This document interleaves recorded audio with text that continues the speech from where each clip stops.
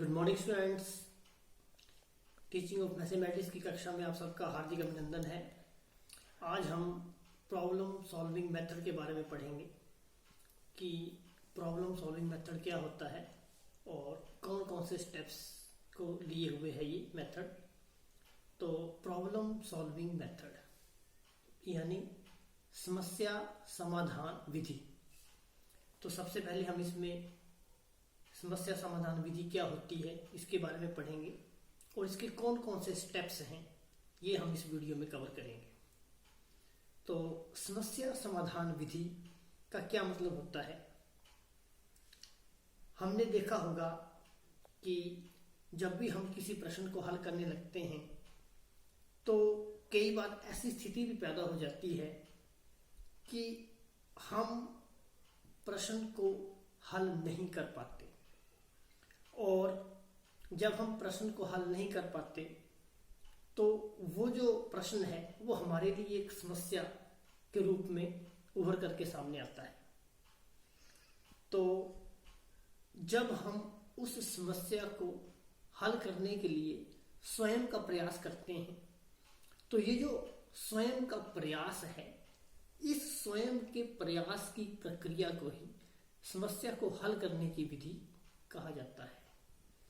तो problem solving method जो है इसको हम कैसे परिभाषित कर सकते हैं। इसको हम परिभाषित कर सकते हैं कि what problem solving method is what problem solving method is that what we do when we don't know what to do.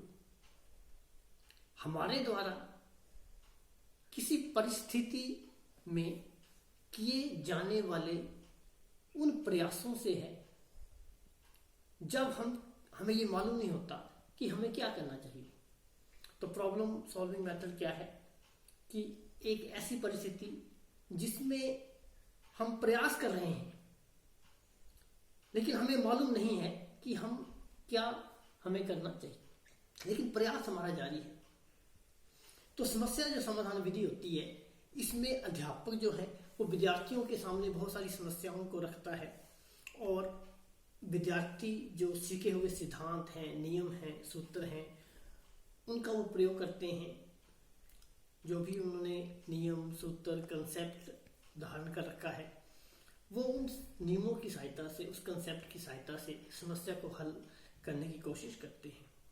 और जो भी समस्या अध्यापक विद्यार्थियों के आगे रखता है उसमें कोई ना कोई नवीनता भी होती है और उस नवीनता के कारण ही छात्रों को हल करने की जो प्रेरणा है वो मिलती है।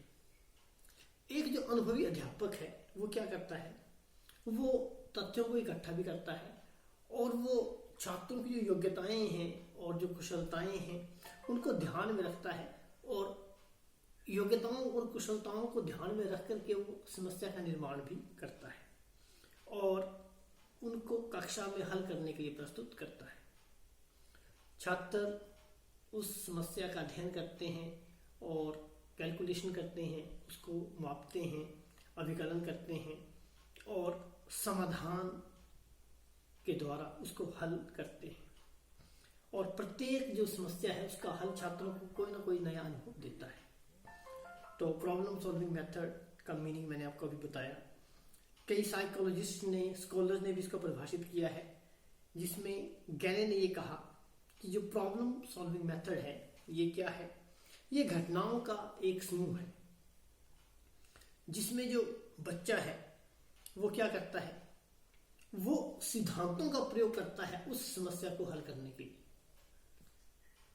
तो जब भी हम सिद्धांतों का, अधिनियमों का पालन करते हैं और समस्या को हल करते हैं तो उस समस्या का कोई ना कोई हल हमारे पास निकल के आता ही है।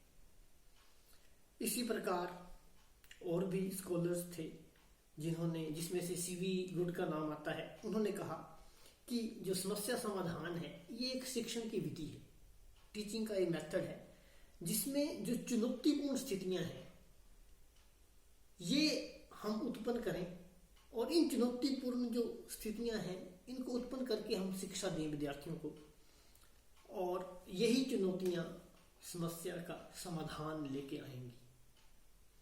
अगर चैलेंजेस ना हो तो हम आगे नहीं बढ़ सकते। So life is a challenge, यही सीवी गुड ने अपनी परिभाषा में कहा है। अब हम इसके स्टेप्स के बारे में बात कर लेते हैं कि इसके कौन कौन से स्टेप्स हो सकते हैं।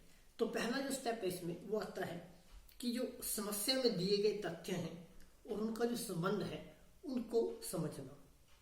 Understand the facts and their relations to the given problem, ये पहला स्टेप आता है। तो इस स्टेप में क्या होता है कि अध्यापक सबसे पहले कोई ना कोई समस्या विद्यार्थियों के आगे रखेगा और उनको वो कुछ समय भी देगा ताकि वे उस समस्या को सावधानी पूर्वक समझ सकें।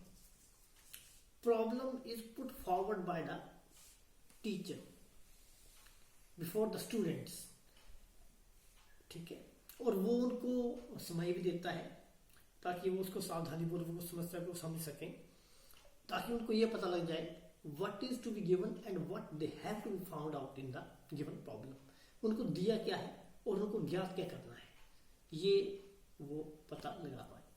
तो ये पहला है स्टेप, ठीक है। पहला स्टेप मैंने क्या बताया, to understand the facts and their relations to the given problem. दूसरा जो स्टेप आता है इसमें वो आता है समस्या का विश्लेषण करना। तो पहले स्टेप के बाद दूसरा स्टेप है ये। पहले स्टेप में हमने यही कहा कि जो छात्र हैं वो ये देखेंगे कि इस समस्या में क्या दिया है और क्या ज्ञात करना है। जब उनको ये पता लग जाए तो वो जो तथ्य हैं उनमें क्या संबंध है और वो जो संपूर्ण स्थिति है वो किस प्रकार से उपयोगी है। विश्लेषण का मतलब अलग अलग करना उस चीज को कि समस्या को सफलतापूर्वक हल करने के लिए छात्रों में विश्लेषण करने की जो योग्यता है ये बहुत ज्यादा आवश्यक है। और जिन छात्रों में ये विश्लेषण करने की योग्यता नहीं होती वे समस्या का जो समाधान है वो इतने आत्मविश्वास से नहीं कर सकते। इसलिए समस्या का विश्लेषण करना इसका सेकंड स्टेप रहेगा। जो तीसरा स्टेप आता है इसमें वो आता है कि to search the expected answer. Expected answer मतलब जो संभावित हल है उसको खोजना। समस्या का विश्लेषण करने के बाद जो छात्र हैं वो क्या करते हैं, वो ये देखते हैं कि अब मैं इसमें कौन सा नियम लगाऊं, कौन सा प्रिंसिपल इसमें लगेगा, कौन सा सूत्र इसमें लगेगा, ठीक है। तो यहाँ पर छात्र ये निश्चित करते हैं कि which type of method is suitable, कौन सी विधि उपयुक्त रहेगी, ठीक है, या कोई अन्य वैकल्पिक विधि हो, अगर कोई ऑप्शनल मेथड है तो उसके बारे में भी दे कैन थिंक, वे सोच सकते हैं। तो ये तीसरा स्टेप है। चौथा स्टेप आता है कि हल ज्ञात करने के लिए गणना करना, यही आ सकता है calculation to find the solution.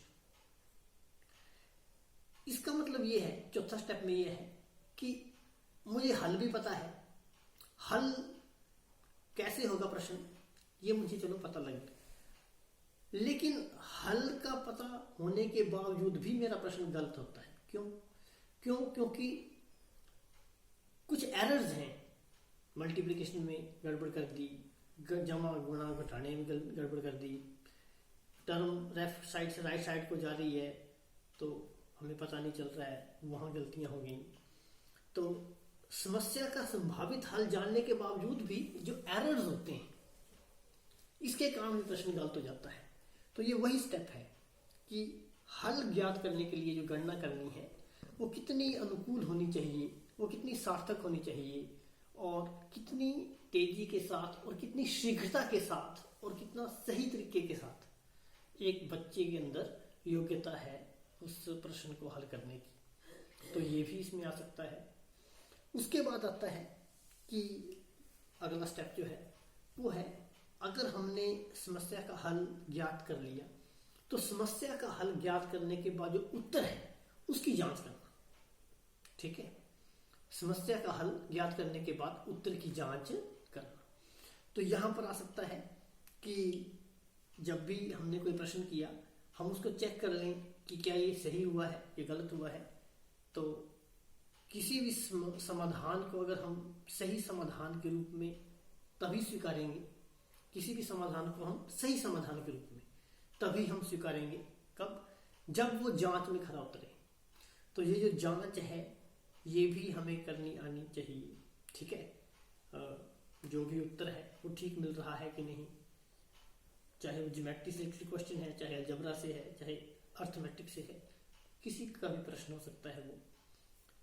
और लास्ट जो स्टेप है वो आता है यूटिलाइजेशन ऑफ एक्सेप्टेड सॉल्यूशंस, कि जो भी आपने समाधान निकाले हैं उसका प्रयोग करना, स्वीकृत समाधान का प्रयोग करना। स्वीकृत समाधान का प्रयोग करना मतलब क्या है कि समस्या का जो भी समाधान अंतिम रूप में स्वीकृत किया जाता है उसकी और अधिक प्रामाणिकता और सत्यता को सिद्ध करने के लिए उस जैसी समस्याएं लेना और उन समस्याओं के हल में प्रयोग करके देखना। जो प्रश्न हमने पहले किए थे उससे संबंधित ये प्रश्न और लेने हैं कि ये प्रश्न मेरा निकल गया, अब इससे रिलेटेड मैं एक और क्वेश्चन करूं, क्या उसका उत्तर भी सही निकलता है? तो हमारा जो समाधान है, जो स्वीकृत समाधान है, उसका प्रयोग हो जाएगा। ठीक है, तो इससे क्या लाभ होगा कि जो समस्या समाधान का जो नया ढंग है इससे अभ्यास हो जाएगा, बच्चों प्रैक्टिस हो जाएगी। ठीक है, इसी प्रकार इसके कुछ मेरिट्स हैं, कुछ डिमेरिट्स हैं। तो मेरिट्स भी मैं थोड़ा सा बता देता हूं आपको कि प्रॉब्लम सॉल्विंग मेथड की क्या मेरिट्स हैं। उच्च कक्षाओं में जो ये विधि है ये गणित पढ़ाने में है सहायक है। हायर क्लासेस के लिए मेथड बहुत बढ़िया है। ठीक है, और छात्रों के अंदर जो पावर ऑफ एनालिसिस है वो डेवलप होती है, विश्लेषण करने की जो क्षमता है उसका ये विकास करता है। ठीक है, समस्या समाधान विधि जो है ये छात्रों को दैनिक जीवन में जो समस्याएं होती हैं उनको भी हल करने के लिए सहायक है। और क्या हो सकता है कि इस विधि के द्वारा प्राप्त जो ज्ञान होता है वो स्थायी होता है। ठीक है, और ये एक मनोवैज्ञानिक विधि भी है और प्रश्न को हल करने की जो उत्सुकता है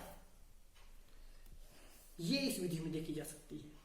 ये एक मेंटल ऑपरेशन से जुड़ी हुई विधि है, मानसिक क्रिया का होना इस विधि में स्वाभाविक है। ठीक है, और समस्याओं से लड़ने की जो प्रवृत्ति है ये इस विधि में विकसित होती है।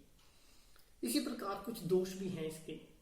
दोष क्या हो सकते हैं कि कई बार ये हो जाता है कि हमने अभी कहा ऊपर कि दैनिक जीवन के लिए उपयोगी है, तो दैनिक जीवन से जो समस्याएं होती हैं, जो दैनिक जीवन से जुड़ी होती हैं, उन समस्याओं का निर्माण करना अध्यापक के लिए थोड़ा सा कठिन भी है और इसलिए ये इसमें दोष है कि समय ज़्यादा लग सकता है, पाठ्यक्रम को पूरा नहीं किया जा सकता और छोटी कक्षाओं के जो विद्यार्थी हैं उनके लिए ये विधि ठीक नहीं है। लाभ में मैंने यही कहा था कि बड़ी कक्षाओं के लिए, तो इसका मतलब डिसएडवांटेज क्या है, छोटी कक्षाओं के लिए ये विधि ठीक नहीं है और अध्यापक का कार्यभार मैंने अभी कहा बढ़ जाता है इसमें। और कुछ एक प्रश्न ऐसे हैं जिसमें जीवन से संबंधित समस्याओं का निर्माण नहीं हो सकता। जैसे मैं रेखा गणित की बात करूं तो रेखा गणित में कुछ एक प्रकरण ऐसे होंगे, सब टॉपिक्स जो है जो जिसका निर्माण हम दैनिक जीवन में नहीं कर सकते, प्रश्न ही ऐसे नहीं बनते उनमें। ठीक है, तो ये कुछ इसमें दोष हो सकते हैं। और भी इसमें आ सकता है कि कई बार जो समस्या है उसकी भाषा भी थोड़ी सी कठिन होती है, लंबी होती है, जिससे छात्रों के बीच एक जो समस्या है वो उत्पन्न हो जाती है। तो ये प्रॉब्लम सॉल्विंग मेथड था जिसके हमने मीनिंग किया, स्टेप्स किए, मेरिट्स की और डिमेरिट्स की। तो ये बहुत इंपॉर्टेंट है, ये बीएड में भी है और ये डीएलएड में भी है, दोनों ही क्लासेस में है और टीचिंग ऑफ मैथमेटिक्स में भी है। ये लगभग सभी जो टीचिंग सब्जेक्ट्स हैं उसमें है ये, तो इम्पॉर्टेंट है, तो इसको पढ़ें आप। और आशा है इस वीडियो के माध्यम से आपको समझ में आया होगा। अगर आपको अच्छा लगा तो कमेंट भी कर सकते हैं आप।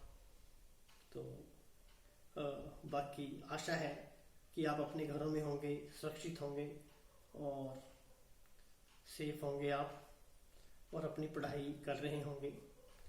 तो stay at home, be safe. Thank you.